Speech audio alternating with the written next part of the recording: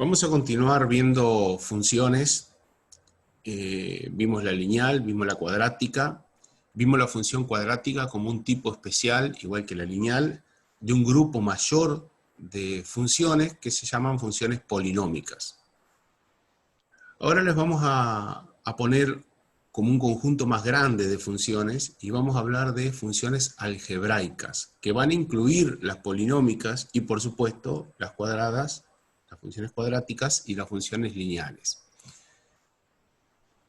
Ya vamos a ver por qué se llaman funciones algebraicas, pero fundamentalmente les puedo anticipar de que tiene que ver con que en las funciones algebraicas aparecen polinomios y aparecen operaciones elementales como son la suma, la resta, el producto, el cociente, la potencia, la raíz. Ahora bien, miremos un poquito estas 6 funciones que tenemos ahí, y cada una tiene una letra distinta, S, H, G, T, R, F, y me gustaría que identificaran ustedes si es que hay alguna función polinómica, o si es que hay más de una función polinómica, y nos dijeran cuáles son esas, o cuál es esa función polinómica que tenemos, y por qué el resto no son. O sea, la consigna es cuál o cuáles de esas funciones que tenemos ahí son funciones polinómicas, y el resto, cuando digamos no son funciones polinómicas, explicar por qué no lo son. Así que los vamos a ir leyendo en el chat. Está grabando, Sergio, ¿no? Sí, sí. Recuerden que esto tiene... la función para ser polinómica tiene que cumplir una condición. Entonces, bueno, pensando en esa condición, pueden ustedes identificarlas.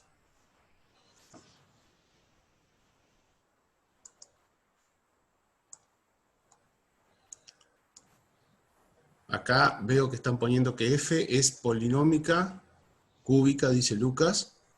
Aaron dice que f es una polinómica de tercer grado. Entonces, en eso creo que vamos a coincidir. Después dice Aitana que S, la función, la primera que aparece, no es polinómica porque X no tiene un exponente entero. Bien, fíjense que X en la función S aparece elevado a la 1,5. A eso hace referencia Aitana. A este exponente que tenemos acá, ¿no? A este exponente. ¿Qué más pueden decir? Primero les voy a preguntar, ¿la única función polinómica es f o existe para ustedes otra más?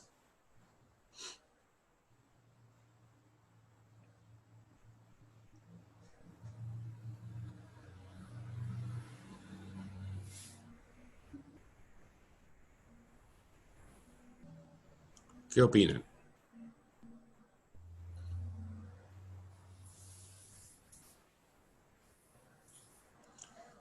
G Aitana, de X es ajá. polinómica, dicen ahí, Sergio. Sí, veo que Aitana y Melanie están diciendo que g de x es polinómica. ¿Por qué dicen que es polinómica la función g de x? La función f de x está clarito porque la función f es una función cuadrática, ¿no? Cúbica, perdón.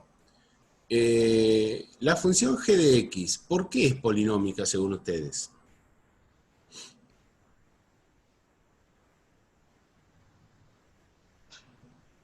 Porque x está elevado a un número natural. ¿Y aquí? El último término. Jonathan Vera dice que no es polinómica porque no tiene término independiente. Bueno, cuidado Jonathan, porque las funciones polinómicas no necesitan tener un término independiente. La única condición que tiene que tener es que la variable x aparezca siempre elevada a un número natural, como dijo Aitana. No un número entero como por ahí se dijo antes, ¿no? Porque si decimos un número entero tenemos que aclarar y decir que el exponente de x tiene que ser un entero positivo. Y efectivamente puede estar incompleta. Ustedes estuvieron estudiando hace poquito la función cuadrática, y igual x cuadrado, la parábola básica, y en función de eso no aparece un término en x y no aparece tampoco un término independiente. Es decir que no por eso vamos a decir que la función g no es polinómica. Pero, ¿qué sucede con x a la 0?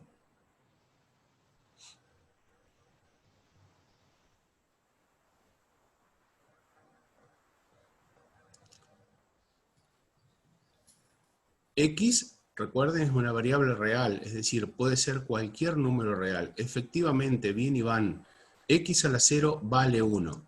Entonces nos encontramos en este caso que tenemos dos funciones polinómicas, f y g, y a g la podemos reescribir de esta manera, teniendo en cuenta que x a la 0 es igual a 1.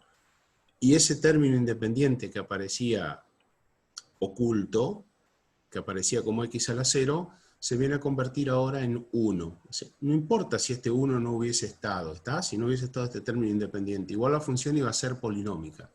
Y no importa que el exponente sea tremendamente alto, como por ejemplo en este caso x a la 81. Simplemente lo que decimos es que los exponentes que tiene x son todos números naturales, o en todo caso enteros, y ahí incluimos el 0, y positivos.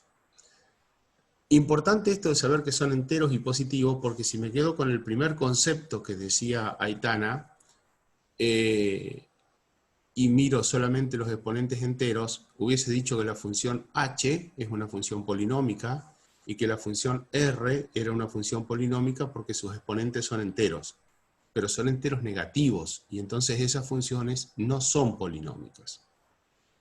Ahora bien, ¿cómo se escriben estas funciones de otra manera? Y después las vamos a clasificar a ellas. La primera, la función s, x a la 1,5, lo transformamos en fracción y decimos que es x a la 3 medio.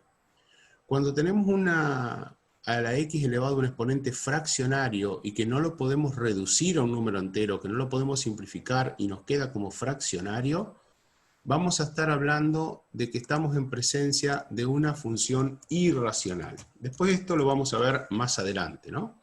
Pero ya le vamos a ir poniendo nombre.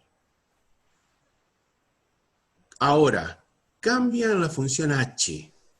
¿Qué sucede en la función h? Aparece x a la menos 1 más 2. ¿Cómo podemos reescribir esta función para darnos cuenta por qué no es polinómica? ¿Cómo lo podemos escribir? A ver qué les parece. Bien, Aaron dice lo mismo que Aitana, lo mismo que Jorge Noir. Están diciendo que como aparece x a la menos 1, a ese x a la menos 1, el exponente negativo lo que hace es que tengamos que invertirlo y nos quede entonces expresado como 1 sobre x, y la segunda parte de nuestra función nos queda tal cual, que nos queda más 2. Entonces acá, al escribir el exponente negativo como positivo, vemos que la x ya no nos queda en el numerador, sino que nos queda en el denominador.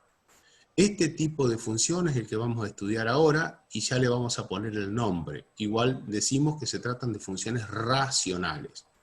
Ya lo vamos a escribir a esto en un ratito. Algo parecido sucede con esta otra, en cuanto a que tiene un exponente negativo, ¿no? Con la función t. ¿Cómo podemos escribir x a la menos 7 tercios, pero transformar este exponente en positivo? Porque aquí nadie dijo, ¿qué pasó con el 1 que tenía x de exponente? Sigue estando x elevado a la 1, lo que pasa es que no lo escribimos directamente x, ¿no? Invertimos y el exponente se transformó en positivo, 1. Ahora, ¿cómo transformamos en positivo este exponente en la expresión t? A ver qué se les ocurre.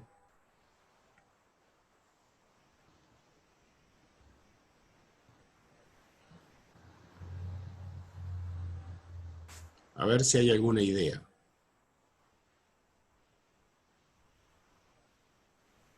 La pregunta es, ¿qué sucede con una expresión cualquiera cuando está elevada a un exponente negativo?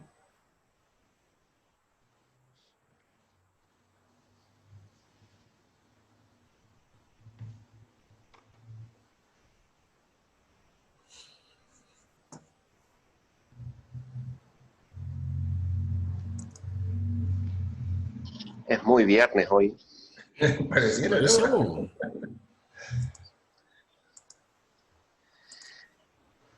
¿Se invierte quién? Yo estoy poniendo acá, ¿se invierte quién? Supongamos que tenemos 8 a la menos 1/2. ¿Cómo se resuelve esa expresión? ¿A qué queda igual esto?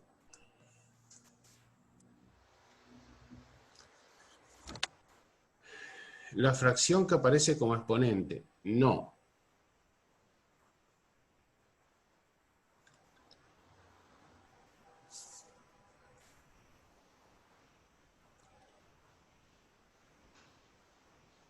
Un octavo, sí, perfecto. Lo que se invierte, muy bien, Dayana, lo que se invierte es la base. Entonces a nosotros nos va a quedar un octavo, se invierte la base, y el exponente ahora cambia de signo y tenemos un exponente positivo. Es decir, nos va a quedar un octavo elevado a la 1/2 positivo.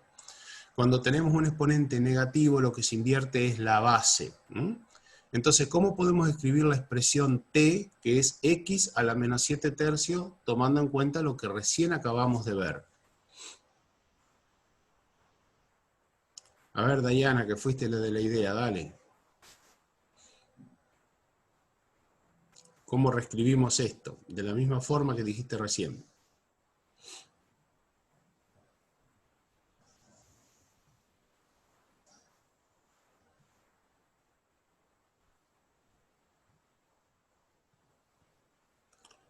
Bien Jorge, bien Lucas, lo escribimos como 1 sobre x y nos queda con exponente positivo. O sea, 1 sobre x a la 7/3. Lo que estamos haciendo es invertir la base, que es x, nos queda 1 sobre x, elevado a la 7/3. ¿Por qué lo escribimos de esta manera? Porque 1 a la 7/3 es exactamente igual a 1. Entonces podemos escribir solo 1 sobre x a la 7/3. Sergio, Bien. ¿puedo hacer una preguntita? Y cómo no, por supuesto. Si toda esa función t, o sea, x a la menos 7/3, Ujú. todo eso fuera dividido 2, ¿cómo quedaría con exponente positivo? X a la menos 7 Todo, así como tercios. está, ajá, Ajá. todo dividido 2. Ahí dividido 2. Exactamente. Ahí está. Y todo entre paréntesis, ¿no? No, no, así como está. Ah, así como está. X. Perfecto. Entonces esto lo vamos a poner un poquito más así. Así, ¿no? Ahí está.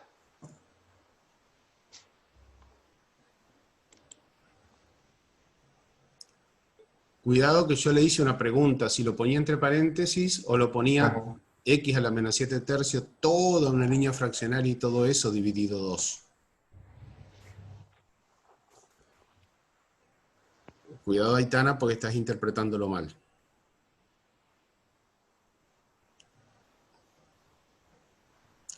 Estás interpretando mal el decir que pasamos el 2 multiplicando como 1/2, ¿no? Pero ¿a quién multiplica el 1/2? Porque capaz que soy yo el que está interpretando mal a Aitana. Claro, capaz que lo que dice, capaz que tiene razón lo que dice. O sea, Si, deja un medio por, ajá, exactamente, si lo que Aitana está diciendo es, y creo que es eso, ahora lo exacto. entendí, si acá estamos multiplicando por 1/2 toda esta expresión, eso es perfecto. Sí, está, dice ella, pasamos al 2 como 1/2 multiplicando a x, a 1 sobre x a la 7/3. Perfecto, perfecto. Lo que tenían que ver ustedes en esto que había propuesto Tochi es que el 2 estaba dividiendo a toda la expresión. Por eso lo quedaba expresado de esta manera. El 2 no quedaba afectado por el exponente menos 7/3. Hubiese sido distinto, como la pregunta que yo le hice, si hubiésemos tenido esta expresión ahora. Si x sobre 2 completo estaba elevado a la menos 7/3. ¿En qué hubiese cambiado ahí?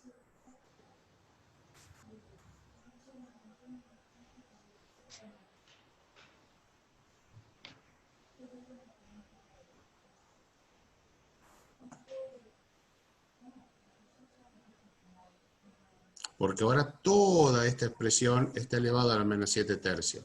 Bien, dice Aitana que lo que hay que hacer es invertir, o sea, escribir 2 sobre x, invertimos la base, la damos vuelta, y todo esto nos va a quedar elevado a la 7/3 positivo. A las 7/3 positivo. Muy bien.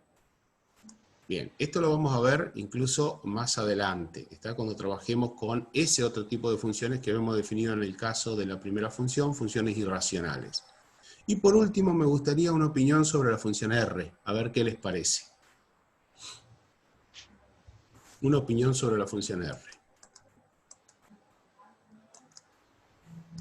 ¿Por qué no es polinómica? ¿Cómo la transformamos?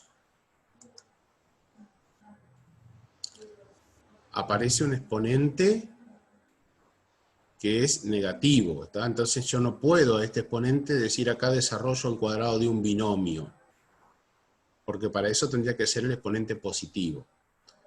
¿Puedo escribir este exponente como positivo? ¿De qué manera sí puedo hacerlo?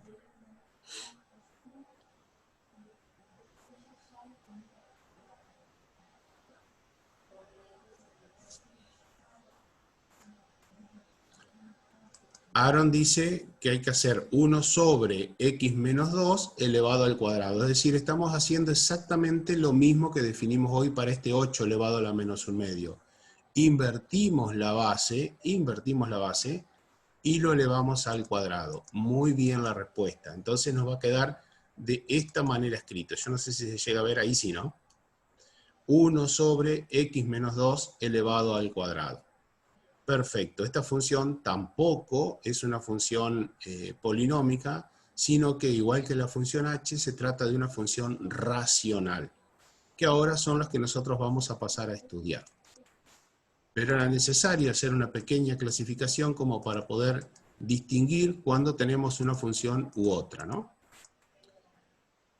Entonces hoy vamos a estudiar las funciones racionales, las vamos a definir, vamos a ver algunos ejemplos, vamos a trabajar con dominio, con imagen, y vamos a hacer algún análisis preliminar de este tipo de funciones, algún estudio preliminar, que a medida de que vayan pasando las semanas, luego del receso de invierno, iremos profundizando y haciendo un montón de cálculos para estudiarlas más en profundidad a este tipo de funciones.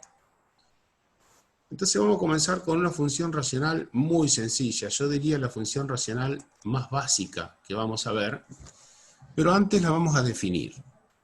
Se llaman funciones racionales porque se definen como el cociente o razón de dos polinomios. Razón es sinónimo de cociente, sinónimo de división, dividir dos polinomios. Por eso las funciones toman la palabra razón y se denominan funciones racionales. Entonces en general las vamos a ver que aparecen de esta manera. Una función f de x igual a un polinomio p de x sobre otro polinomio q de x. Y quiero aclarar que cuando hablamos de polinomio, y esto ya lo sabemos, porque lo dijimos hace un ratito, nos va a aparecer una suma o resta de términos que van a contener a x elevado siempre a un número entero positivo, o a un número natural, como decíamos. Pero esos polinomios no necesariamente tienen que estar completos. Esos polinomios pueden estar incompletos. Puede ser, por ejemplo, simplemente x cuadrado uno de ellos. Pero también ese polinomio podría estar reducido a la mínima de las expresiones. ¿Cuál sería la menor, el polinomio más chico de menor grado que ustedes pudieran concebir, que ustedes pudieran escribir? ¿Cuál sería el polinomio de menor grado? X dicen todos, Sergio. Bueno, yo no estoy leyendo el chat, pero dale. X están diciendo. Eso sería un polinomio de grado 1. ¿No habrá uno más chico que X?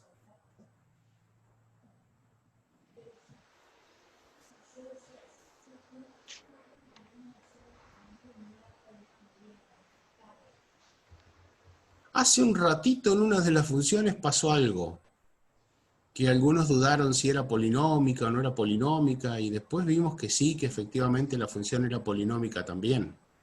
Aparecía x elevado a la 0, muy bien. Es decir, que puede aparecer solamente un número. O sea, un polinomio puede ser reducido al más chiquito de el más chiquito de todos los polinomios, el de menor grado, digamos. Sería un polinomio de grado 0, que no sería ni más ni menos que un número real. No necesariamente 1, puede ser 5, menos 7 tercios. Mientras sea un número real, puede ser tranquilamente el término de grado 0 de un polinomio y considerarlo como un polinomio de grado 0. Digo ¿Para el esto, denominador también, profe? ¡ay, qué buena pregunta! Acá Tochi pregunta si podemos pensar, tanto para el numerador como para el denominador, tener un número en vez de una expresión de x, ¿no? Exacto. Lo que Tochi está preguntando es, si el numerador es un número y el denominador una expresión de x, me voy un poquitito para atrás, estaríamos en un caso como este que escribimos recién de 1 sobre x más 2, o como este otro que escribimos como x1 sobre x menos 2 al cuadrado. Aquí tenemos un caso en el cual el numerador es un número y el denominador es un polinomio de segundo grado. Lo que Tochi les está preguntando es si cuando tenemos este cociente de dos polinomios para definir una función racional, el denominador puede ser un número y el numerador un polinomio. Yo escribo, por ejemplo, si tuviéramos x al cuadrado menos 4x más 3, o más 2, vamos a ponerlo así, y todo esto dividido 3/4. Todo eso dividido 3/4. ¿Eso sería una función racional? ¿O podríamos convertirlo en otro tipo de funciones que quizás conozcan?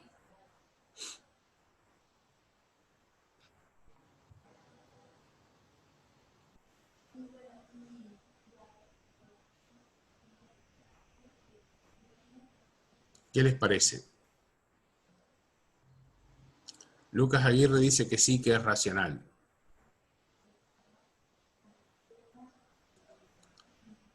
¿Aparece la x en el denominador?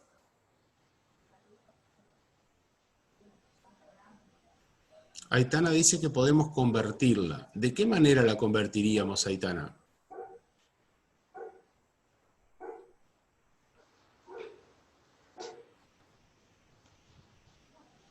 Se puede transformar de grado 2, dice Iván Gavino. Muy bien, porque en realidad lo que tenemos acá es un polinomio dividido un número. Y si tenemos un polinomio dividido un número, podemos hacer que cada uno de los términos de este polinomio del numerador quede dividido por 3/4, y entonces se nos transformaría efectivamente en una función polinómica de grado 2. Es decir, que como bien aclaró Tochi, para que esto sea una función racional, es necesario que el denominador sea por lo menos un polinomio de grado 1.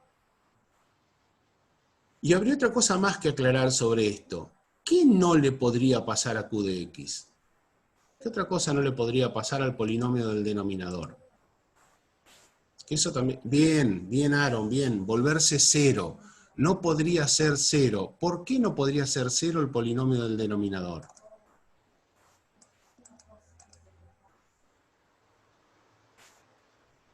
¿Qué le pasaría al polinomio del denominador si se hiciera cero?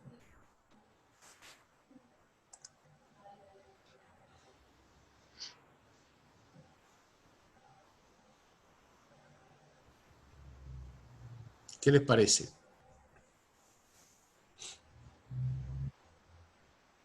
No se puede dividir por 0, dice Aaron. No se puede dividir por 0 dentro de los números reales, ¿eh? La división por 0 no está definida. Recuerden que cuando nosotros hacemos división por 0, tenemos mínimamente dos casos. A ver, yo lo voy a poner de esta manera. Un número, cualquiera, distinto de 0, dividido 0. ¿Cuánto da cuando tengo un número distinto de 0 dividido 0? ¿Qué me da por resultado?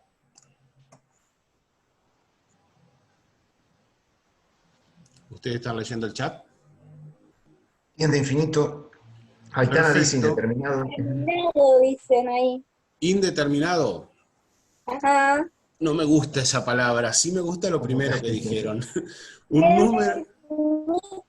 Indeterminado, infinito, por más respuesta. 0 sobre 0 es indeterminado, dice Lucas Aguirre. Ahí está la aclaración. Bueno, cuando tenemos un número un número sobre 0, lo que decimos es que ese resultado tiende a infinito. A infinito. Eso es lo correcto. No hablamos de indeterminación, hablamos de que el resultado tiende a infinito. Después vamos a ver, y muy pronto, que si este número es positivo, el resultado tiende a más infinito, y que si este número es negativo, el resultado tiende a menos infinito. O sea, el signo se lo va a dar el signo de este número. Pero por otro lado, si nosotros tenemos ahora la división 0 sobre 0, 0 sobre 0, aquí sí ocurre lo otro que ustedes decían. Este 0 sobre 0 es lo que se llama indeterminación. Es una indeterminación. No podemos saber a priori, sin hacer algún análisis, qué resultado nos va a dar algo que sea 0 sobre 0. Hay que hacer un estudio, hay que hacer un procedimiento algebraico que más adelante vamos a estudiar, aplicar otros conceptos, y vamos a encontrarnos con la sorpresa de que cuando tenemos 0 sobre 0, nos puede dar por resultado cualquiera de las cosas posibles que se imaginan.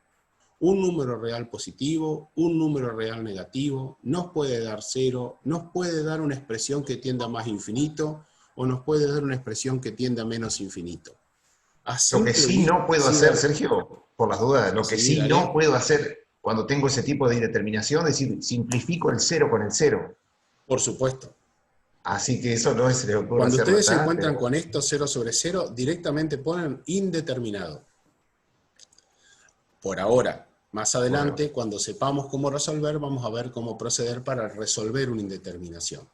Pero son estas dos expresiones claves por las cuales decimos que el polinomio del denominador no puede ser 0. Fíjense que independientemente de lo que pase con el del numerador, estas dos expresiones no están definidas dentro de los reales. Una tiende a infinito, la otra da un valor indeterminado. Más abajo ustedes ven ahí la definición de una función algebraica, como lo decíamos hoy, que tiene que ver con suma, resta, producto, cociente, potencias y raíces de polinomios. Y las funciones racionales pertenecen a las funciones algebraicas. Habíamos visto entonces que el polinomio del denominador no puede ser igual a 0 porque la división por 0 no está definida en los números reales. Perfecto.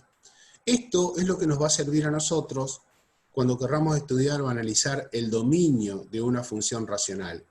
Porque nos vamos a encontrar de que si tenemos el cociente de dos polinomios, cada uno por separado podría tener, si fueran funciones polinómicas y las analizamos como tal, no vinculándolas a través de un cociente, vamos a decir que tienen dominio en todos los reales. Pero en el caso de que la expresamos como un cociente de polinomio, es decir, como una función racional, la restricción que vamos a tener para el dominio es que el dominio de esta función vendrá definida por aquellos valores de x que no anulen el polinomio del denominador, que hagan que q de x sea distinto de 0. Y esos valores de x que pertenecen al dominio de la función van a ser justamente entonces los que no anulen nuestro denominador. Esto es un concepto importantísimo para hallar el dominio de las funciones racionales, tan importante que lo vamos a tener que aplicar en todos los ejemplos que nosotros vayamos a ver. Bien, vamos a ver ejemplos de funciones racionales y vamos a empezar a desarrollar uno por uno y analizarlos a todos ellos. Desde el más sencillo, que es el primero que aparece aquí, 1 sobre x, hasta los más complejos, que vamos a ir viéndolos que aparecen en orden desde esta primera función hacia la derecha y luego hacia abajo y hacia la derecha. La primera función que vamos a analizar entonces es 1 sobre x. Fíjense que esta tiene la particularidad de que es un número dividido en una expresión polinómica de x, de un solo término, 1 sobre x, la más sencilla de todas. Tiene un nombre en particular que ya lo vamos a conocer. Otra función sencilla es esta, cuando aparece x sumado o restado un número en el numerador y x sumado o restado un número en el denominador. También podría ser que aparezca un número sumando o restando a x en el numerador y un número sumando o restando a x en el denominador. Quiero decir esto que x puede tener signo positivo o signo negativo, y el número que lo acompaña, sumando o restando, puede ser positivo o negativo. Después aparece este otro tipo de funciones, que vamos a ver qué particularidad tiene, y vamos a avanzar hacia el resto despacito y entendiendo cada uno de los pasos que vamos dando. Arranquemos entonces por la primera función, 1 sobre x. Una función básica de las racionales, la más elemental, así como cuando decimos cuál es la función elemental en las cuadráticas. Inmediatamente se nos ocurre y igual a x cuadrado. Bien, ¿cuál es la función básica elemental en las funciones racionales? Y igual 1 sobre x. Una función de este tipo recibe el nombre de función homográfica y tiene una gráfica que va a tener un nombre en particular que vamos a estudiar en algún momento. Ya vimos que 1 sobre x se puede escribir de la forma x a la menos 1 y justamente no es una función polinómica porque el exponente de x no es un número entero positivo, sino que está elevado a la menos 1. Por eso era que la clasificábamos como función racional. Y lo que acabábamos de ver es que en una función racional el polinomio del denominador no puede ser igual a 0 porque si fuera igual a 0 tendríamos una división por 0 que no está definida en los números reales. Entonces, siguiendo la lógica que vimos recién, vamos a decir que el dominio de esta función son todos los valores de x tales que este denominador, que en este caso en particular es x, tiene que ser distinto de 0. O sea que los valores de x que pertenecen al dominio de la función serán aquellos que no lo unen al denominador. En este caso es muy sencillo el dominio, y ahora vamos al procedimiento para poder obtenerlo, y decimos simplemente x tiene que ser distinto de 0, o sea el denominador tiene que ser distinto de 0, entonces nuestro dominio serán todos los reales excepto el valor 0. Recuerden que ponemos reales menos, y entre llaves el conjunto de valores, un conjunto de valores que no puede tomar x para definir el dominio de la función. ¿Cómo sería, chicos, la gráfica sobre el eje x del dominio de esta función? Recuerden que siempre nosotros vamos a trabajar con el eje x, ¿no? Yo aquí les pongo el eje x y les estoy preguntando cómo sería la gráfica de esta función. Perdón, no la gráfica de la función, sino la gráfica del dominio. ¿Cómo pintarían ustedes el conjunto que sería dominio para esta función? Esta expresión que tenemos acá, los reales menos el 0. Si les damos el eje X como está, y les damos un marcador y les pedimos, dibújenlo. Una línea que se corta en 0, dice Jorge Noir. A ver si podemos ser un poquito específicos, más específicos. Lucas dice, todo pintado excepto el punto 0. Perfecto. Está diciendo lo mismo que Jorge, pero lo está expresando con otras palabras. Entonces lo que estamos diciendo es que nosotros vamos a tener esta expresión para el dominio. Un punto vacío que no se incluye en el dominio, que es el 0, exagerado en el dibujo, pero para que lo puedan ver, y todo lo demás pintado de amarillo. Importante es identificar el dominio de alguna manera, pintarlo, y después sí podemos empezar a pensarlo de otras maneras a la expresión del dominio. Además de decir reales menos 0, ¿de qué forma lo podemos expresar? Si les pido, por ejemplo, vamos a expresarlo a través de intervalos. ¿Cómo lo escribirían? Fundamental, mirar la gráfica que tenemos, ¿no? Mirar los intervalos que quedaron pintados de amarillo. Bien, Aaron, casi bien, Aaron. Casi bien. ¿Por qué, Aaron, estás pensando desde menos infinito hasta menos 1 y desde 1 hasta más infinito?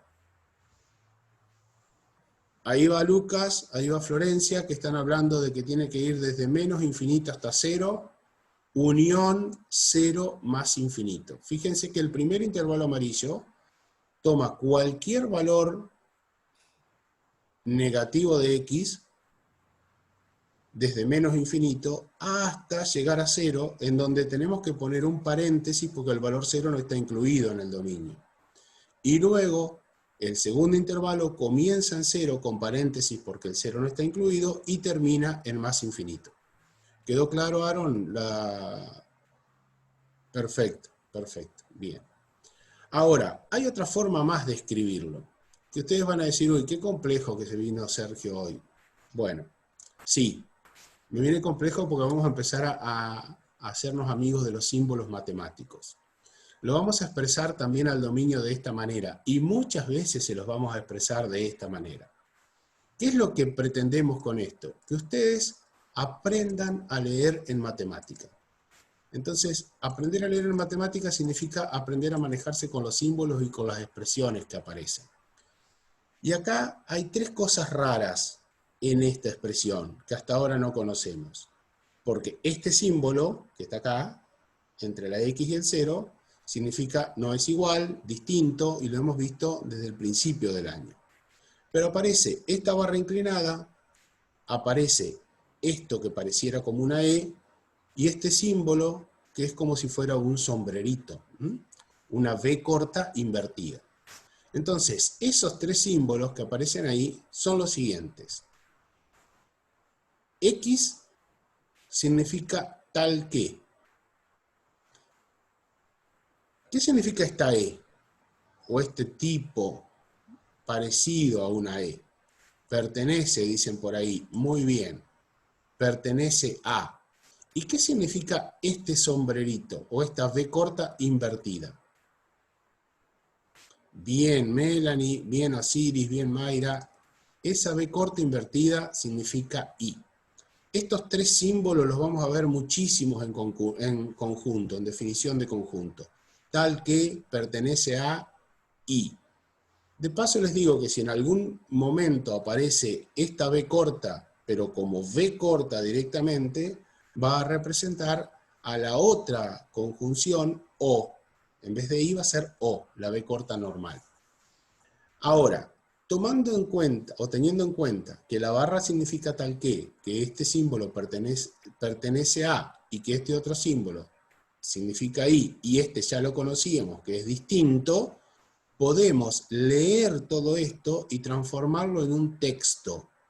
A ver si alguien se anima. Alguien lo puso acá en el chat, pero bueno, a ver si se animan otros más. X tal que X pertenezca a los reales y X sea distinto de 0. Bien. Lo mismo dice Aaron, pero pone pertenece a. Está perfecto. Simplemente tienen que reemplazar estos símbolos por las palabras y armar la frase. No es tan difícil escribir en matemáticas si tenemos determinadas cositas en cuenta, ¿no? X tal que X pertenece a los reales y X es distinto de 0. Fíjense que lo que nosotros no conocíamos, lo que acabamos de definir, aparece acá en rojo. A medida que vayamos avanzando en el estudio de las funciones, vamos a ir definiendo también el dominio de esta manera para que ustedes se acostumbren a escribirlo de una u otra forma. Alguien se puede estar preguntando, pero ¿y si nos dan un ejercicio de este tipo y nos piden el dominio? ¿Qué nos van a pedir? ¿Que lo escribamos de qué manera? Y la respuesta es que lo escriban de la manera que se sientan más cómodos, siempre y cuando lo escriban bien. Puede ser esta, que es la más sencilla, puede ser esta con forma de intervalo, o puede ser esta, en donde ya aparece toda esta simbología matemática que acabamos de describir recién. O también podría ser que alguien diga, X es un número real distinto de 0. Así, con esas palabras. Ese dominio también está bien definido, porque a nosotros lo que nos interesa es darnos cuenta si ustedes entienden o no y pueden definir o no el dominio de una función. Por ahí, ¿no es cierto, Sergio? Sí, dale, Tochi. Claro. Por ahí, ¿no es cierto?, usar una u otra forma. A veces, por ejemplo, viene condicionado el dominio que en vez de ser números reales, por ejemplo, sean números enteros. Entonces, expresarlo como está en notación de intervalos, por ahí, ¿no es cierto?, nos estaría dando intervalos de números reales, no de números enteros. Entonces, por ahí tendríamos que usar o la primera o la tercera, ¿no es cierto? Si por ahí el dominio fuese a números enteros o números racionales y no reales, por ejemplo, ¿no? Lo que dice Tochi, por ejemplo, los números enteros que se escriben con la letra Z, por ahí se puede escribir dominio Z menos el 0. Entonces estaríamos hablando que el dominio de esa función serían todos los números enteros menos el 0. Y también lo podríamos expresar en esta última, cambiando la R por Z, y entonces diríamos X tal que X pertenece a los enteros y X es distinto de 0. pero efectivamente no podríamos usar la expresión esta interválica. Pero eso lo vamos a poder ver en algún momento, seguramente, en alguna aplicación que hagamos. Importante también porque por ahí, en algún libro, cuando uno va a hacer un ejercicio, capaz que se define el dominio de una función y uno lo ve expresado de esta última forma. Entonces tenemos que saber qué es lo que significa. Que insisto, chicos, no es tan complejo de poder leerlo y poder entenderlo. Estos símbolos se repiten permanentemente y los vamos a usar muchísimo nosotros. Bueno, bien. Tenemos el dominio, ¿no? ¿Y qué pasará con la imagen? ¿Se animan ustedes a decir algo acerca de la imagen? ¿Se animan a pensar cuál sería la imagen de esta función? Es decir, para los distintos valores de X del dominio, ¿qué valores nosotros podemos llegar a obtener de Y?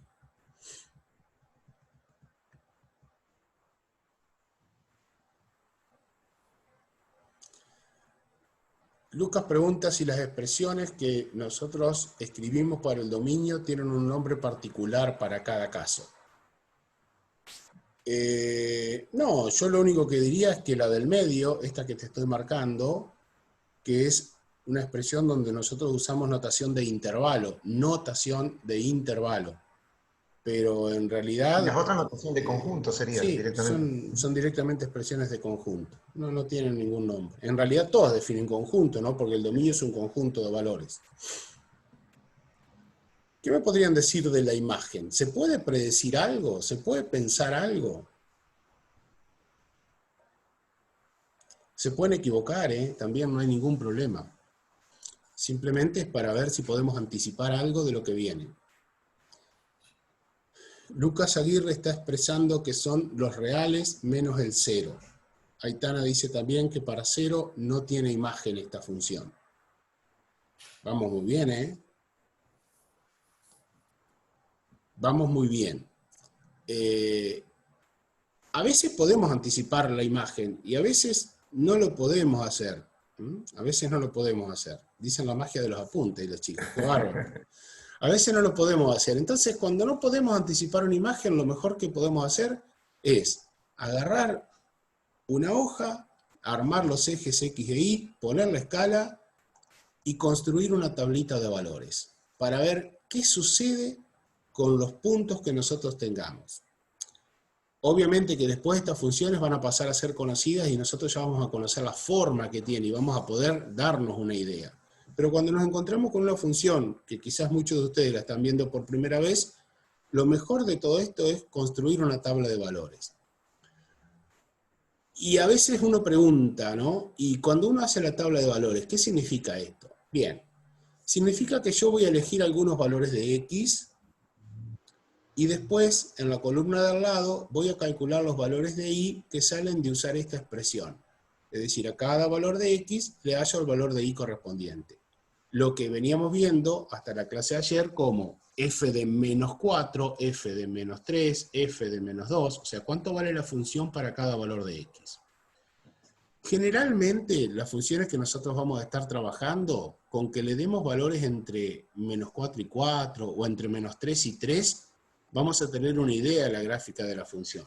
Pero después nos pueden pasar con funciones que necesitamos otros valores de X, algunos quizás más hacia lo negativo, algunos más hacia lo positivo, depende cuál sea la función que estemos estudiando. Pero en todas estas que vamos a ver ahora, nos alcanzarán con tablas de valores como esta. ¿Cómo se hace este cálculo? Ustedes lo saben. ¿Qué pasa cuando X vale menos 4? ¿Cuánto vale Y? Menos un cuarto, dice Mayra Cano, menos 0,25, dice Aitana. Muy bien. Y cuando vale menos 3, recuerden que tenemos que reemplazar X por menos 3, ¿no? Menos 0,33. Perfecto. Ahora voy a hacer otra pregunta. Cuando vale menos 1, cuando X vale menos 1, la función vale menos 1. Muy bien. ¿Y cuando vale 0?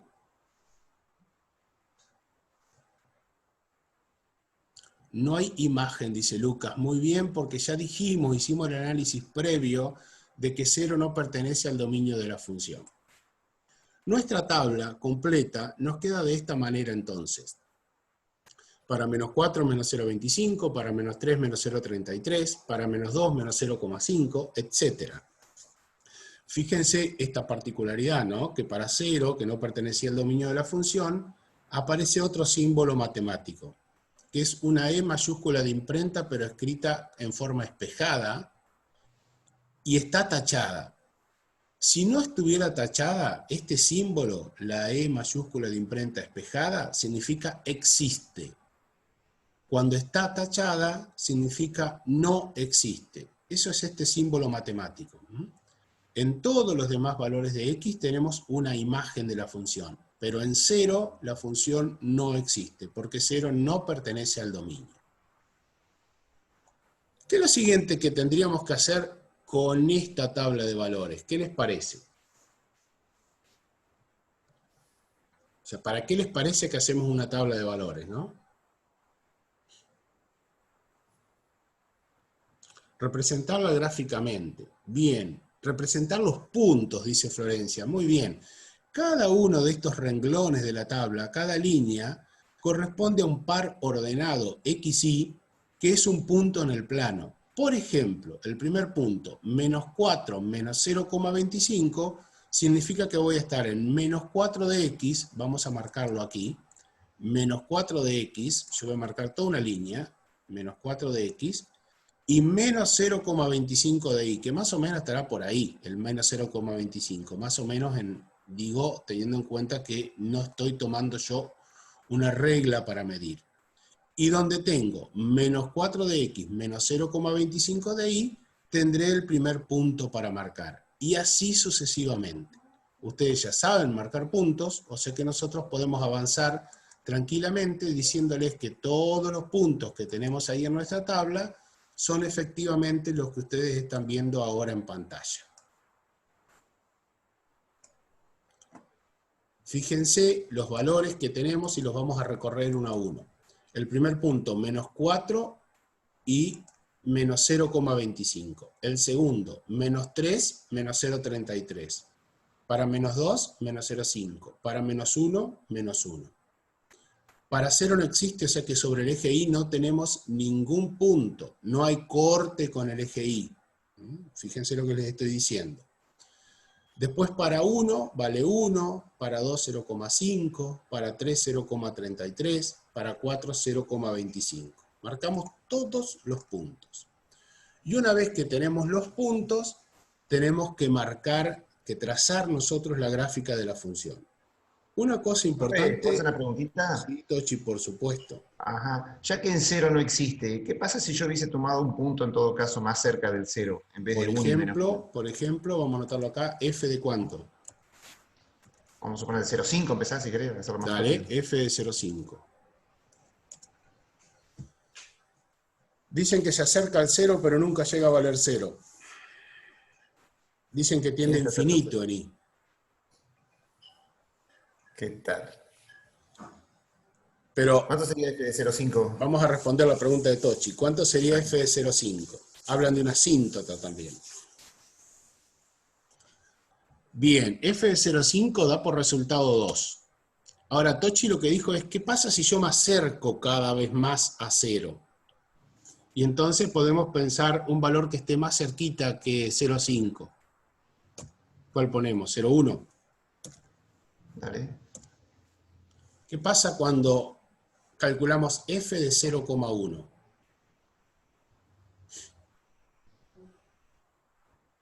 Da 10 por resultado. Muy bien. ¿Podemos acercarnos más al valor 0? ¿Qué les parece, chicos?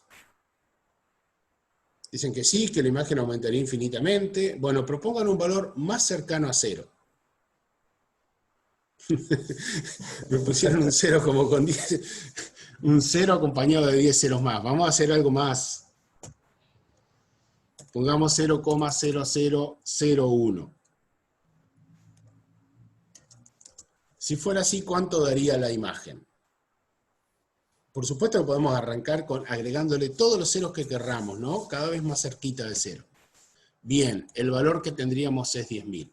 Efectivamente, lo que ustedes han dicho, y es la respuesta a lo que preguntaba Tochi, cuando x se aproxima cada vez más al valor 0, fíjense, 1, 0,5, 0,1 y después valores cada vez más cercanos, la función nos estaba dando estos valores, miren, en 0,5 la altura de la función era 2.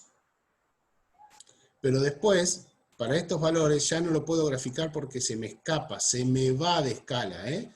Ya no es que vale 3, vale 10 y no lo puedo graficar porque en mi papel no entra esta gráfica. Ahora, ¿es la única manera que tengo de aproximarme a 0? Es decir, la única forma que tengo de llegar a 0 es viniendo por el lado de los números positivos, viniendo por acá. Nahuel dice que no. Porque nosotros dijimos aproximándonos a 0 y hablamos siempre de positivo. Lucas dice que de los negativos también. Perfecto. O sea que yo podría pensar que me voy a acercar ahora del lado de la flechita naranja. Y entonces, en vez de calcular f de 0,5, tendría que calcular f de cuánto, por ejemplo. De menos 0,5. Y si hago f de menos 0,5, ¿qué me va a dar por resultado? Menos 2, muy bien. Y si me acerco más, por ejemplo, menos 0,1, da por resultado menos 10. O sea que lo que yo voy a ver entonces, cuando me aproximo por el otro lado, por la flechita naranja, es que, por ejemplo, para menos 0,5 la función va a valer menos 2. Esa va a ser la altura de la función. Pero cuando estoy más cerca, por ejemplo en menos 0,1, también se me va a ir de escala del dibujo que yo tengo. Y esto me va a permitir ahora trazar de una manera mejor la gráfica que nosotros teníamos. Ya sabemos ahora que nuestra gráfica va a pasar por este punto también, por este que estoy marcando, para menos 0,5 menos 2, y también para este punto, que es para 0,5 positivo, 2 de i positivo. Esto que nosotros estamos diciendo está muy bien lo que ustedes dijeron, chicos, que cuando x se aproxima a 0, la función tiende a infinito. Ahora vamos a ser un poquito más específicos después de ver la gráfica. Una cosa importante para la gráfica que les quiero decir es que estos puntos no se unen a través de líneas rectas. Los puntos se unen a través de trazos curvos y hay que buscarle la forma de que tenga una continuidad de ese trazo curvo, no que sea una sucesión de segmentitos, sino tratar de que aproximadamente tengamos esa forma. Esa es la gráfica de nuestra función homográfica racional igual 1 sobre x. Fíjense que pasa efectivamente por donde decíamos, ¿no? Para menos 0,5 menos 2 y para más 0,5 por 2. Y después la función crece indefinidamente, o sea, se va, mejor dicho, indefinidamente hacia más infinito, y en este caso se va hacia menos infinito. Decimos, y lo voy a escribir acá, que cuando x tiende a 0 por la izquierda, tiende a 0, se aproxima a 0 por la izquierda, ¿qué le pasa a la función? Cuando x tiende a 0 por la izquierda, se aproxima por la izquierda, por el lado de la flecha naranja, ¿qué le pasa a los valores de la función? ¿A cuánto se acercan? Bien, Aaron. La función tiende a menos infinito. Muy bien. Ahora, fíjense qué pasa del otro lado con la flecha verde, ¿no? Ahí decimos que cuando x tiende a 0 por la derecha, ¿qué le pasa a la función? Bien, la función tiende, y acá sí vamos a poner el signo, tiende a más infinito. Esto es una idea muy preliminar de un concepto que vamos a estudiar en poco tiempo, que se llama límite de funciones. Pero ya las funciones de este tipo, las funciones racionales, nos permiten, por supuesto, introducir este concepto. Y nos obligan a introducir este concepto, ¿no? Alguien dijo... Fíjense la importancia que tiene cuando nos acercamos lo más cercano que se puede a cero, pero sin llegar a cero, que uno por ahí dice, bueno, en ese punto no conozco cuánto vale la función porque no está definida, pero puedo saber qué es lo que pasa en un entorno de ese punto con la función para poder estudiarla. Por eso la importancia de lo que les está diciendo Sergio del trabajar cuando se tiende por un lado, se tiende por el otro un valor, porque van a ver que vamos a trabajar bastante con este concepto más adelante, ¿no? Bien, perfecto. Lo que nos sucede acá también es que fíjense que no pasa lo mismo cuando yo me acerco a cero por los valores negativos, por la flecha naranja, que cuando me acerco a cero por los valores positivos, que es la flecha verde, ¿no? No pasa lo mismo. Por un lado me voy a valores infinitamente grandes pero negativos de la función, y por el otro me acerco a valores infinitamente grandes pero positivos de la función. Todavía no les mencioné nada, pero apareció acá la palabra hipérbola, que es el nombre que recibe esta curva. Esta curva en particular, y la curva de funciones racionales, pero que vamos a ver ahora como las homográficas, simplemente ese tipo de funciones racionales, reciben el nombre de hipérbola. Y esta en particular se llama hipérbola equilátera. Simplemente sepan que es una hipérbola, que tiene dos ramas, bien diferenciadas, que no las puedo trazar sin levantar el lápiz. Yo trazo esta rama, y cuando voy trazándola tengo que levantar sí o sí mi marcador y venirme a dibujar esta otra parte. Eso es importante, tener en cuenta ese concepto también, de levantar el lápiz. Y que son simétricas respecto de este puntito que es el origen de coordenadas. Fíjense que lo que le pasa, la simetría la puedo ver aquí en esta tabla. Lo que pasa, por ejemplo, para -2, pasa también para 2. Pero el valor de la función es el mismo, pero con signo cambiado. Por eso decimos que tiene una simetría respecto del origen de coordenada. Lo que pasa ¿Vos trazás ahí, Sergio, la bisectriz si trazás la bisectriz del segundo y cuarto cuadrante, hay como un reflejo de la función. Fíjate. Bien, Tochi lo que está diciéndome es que, a ver si cambio de herramienta. Vamos a hacer así. Él porque me quiere hacer dibujar a mí nomás. No. No, Tachi lo que dice es que si nosotros trazamos esta línea, que es una línea que está a 45 grados entre el segundo y el cuarto cuadrante, esta línea hace de eje de simetría de nuestra hipérbola. Exacto. Ahí se ve la simetría. Nosotros decimos simetría respecto al origen de coordenadas y en realidad trazamos esta bisectriz del segundo y cuarto cuadrante, que es la que nos da el eje de simetría. El nombre hipérbola es el nombre que tiene en particular, no se hagan problema, ya lo van a conocer y mucho a esto, ¿no? Bueno, vamos a seguir avanzando un poquitito más con esta, no mucho más porque ya se nos va a acabar el tiempo, pero sí podemos terminar con esta, sí, podemos terminar con esta función.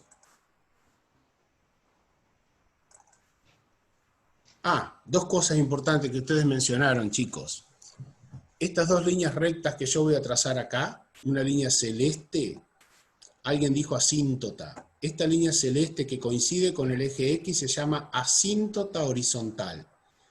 ¿Saben qué es una asíntota? Porque alguien lo dijo, entonces tendrán que saberlo.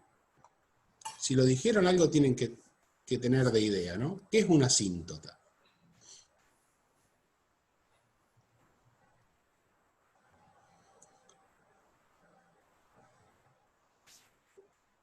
Fíjense ustedes qué pasa cuando... pasa por la gráfica pero sin tocarla, dicen. Es una línea recta a la cual la función se aproxima. Una línea donde la función se aproxima pero nunca llega a tocarla. Bien esos conceptos, bien. Fíjense que si X crece indefinidamente, o sea, cada vez más grande, la función toma valores cada vez más chiquitos. 1 sobre 4 es 0,25, ¿no? Pero 1 sobre 10 es 0,1. Y si yo les pidiera a ustedes f de 1000, ¿cuánto daría f de 1000?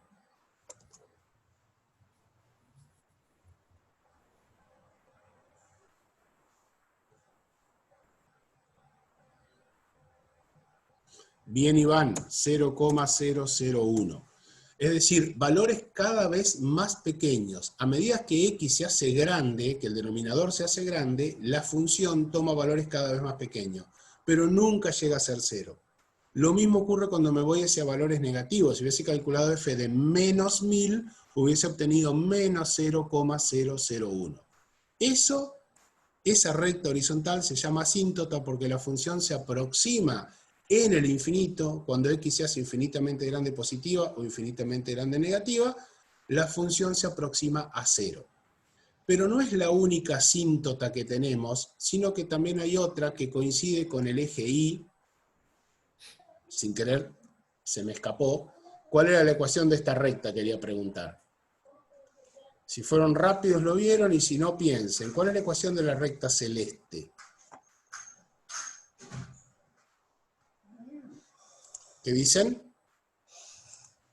X igual 0, ¿están diciendo? Ah, ahí cambiaron. Algunos dicen x igual 0 y la mayoría dice y igual 0. Chicos, esta recta no tiene pendiente 0, y la ordenada al origen es 0, o sea que efectivamente la expresión de esa asíntota es y igual 0. Y igual 0. Pero les decía que nuestra gráfica tiene también una asíntota vertical, que es esta línea amarilla que yo acabo de dibujar, que está en el eje Y, que es la que analizábamos hoy, ¿no? La función se aproxima, x se aproxima a 0, tanto por izquierda como por derecha, y la función se hace infinitamente grande negativa o infinitamente grande positiva, pero nunca corta al eje de las Y, nunca lo corta.